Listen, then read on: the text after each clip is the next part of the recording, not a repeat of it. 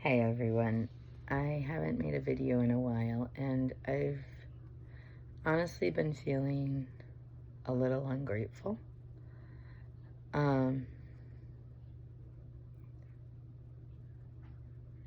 been really worn down emotionally, mentally. God has been trying to teach me how to mentally let go of control, to trust Him, to follow Him. This has got a weird glare. I'm going to take these off. And He's been trying to teach me mental responsibility, letting go of control of responsibility that isn't mine. I don't have to plan and think and strategize in my mind. I just have to trust Him to protect me. I have to trust Him to protect my heart, my finances, my mistakes. I have to trust Him in everything. And I've been doing a really good job. But because I'm not physically accustomed to it, and I don't have that muscle memory built up in my brain or in my body, I haven't been expressing my gratitude to Him for covering me. I've just been like collapsing in gratitude and exhaustion because I'm building that muscle. And the reason God works miracles for us is, one, because He loves us, and two, to show His glory, and three, so we will shine that light and share it with other people who haven't experienced it. And I haven't had anyone in my life in a while that God has placed in their heart the desire to care or be interested in what's going on in my life. And so if I don't willingly, freely share, and I don't even know if people want to know because they never ask and they only want to talk about themselves, and so I listen, because if I talk about me, I'm being just like them, and then I'm just continuing the cycle. But by being silent, I'm also not sharing the glory of God and all of the good things that He's been doing. I've just been listening to everyone and their problems.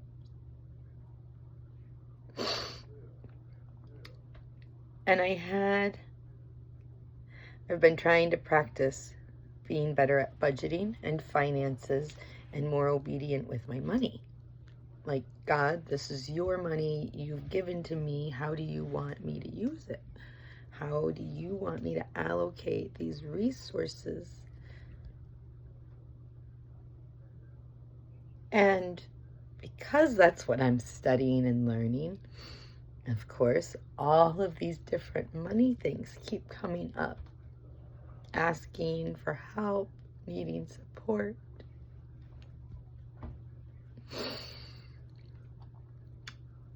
And it's not in the budget. It's not in my budget. But when I ask, what does love require? And I pray and ask Jesus, am I supposed to do this? Am I supposed to move this way? Am I supposed to share this? Am I supposed to? The answer has always been yes. And recently I sat down and I'd been trying not to think about it because He kept saying yes. I know it was His voice saying yes, but I was so scared because I felt like I was failing at the lesson I was supposed to be learning. I was supposed to be learning how to be responsible, and I just kept spending it all and giving it away. And then I went to look at my budget and my household needs and my dreams and my desires and what I was trying to do. I was like, will I still have enough? It made me think of the parable of the 10 virgins and the 5 wise ones and the 5 foolish ones. And I prayed, God, I don't want to share with the foolish if I'm not supposed to. But if I'm supposed to be sharing with your children who need help, like, I want to be doing that. I said, so I'm trying to trust you and your spirit to help me discern the difference. And I felt like I had made the right choices, but I was so scared to go look at my bank account. I was so scared to go look at my budget. I was so scared to go look at the bills that still needed to get paid.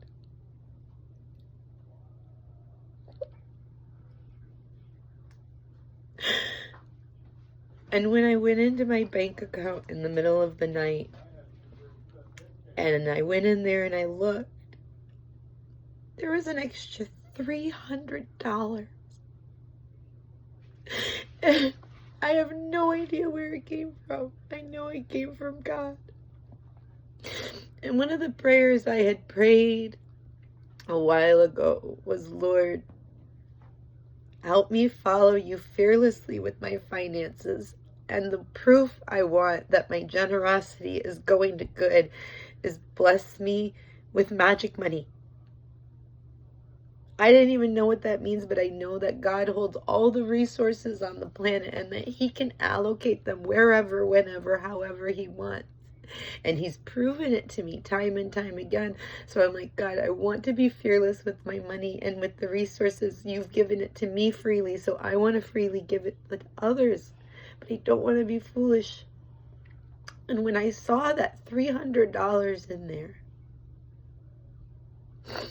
I never went and looked at the rest of my budget. I'm not going to lie. I took it as a sign that God said, have no fear, for I am with you. Be not afraid, for I am your God. I will strengthen you and give you help and hold you up with my righteous right hand.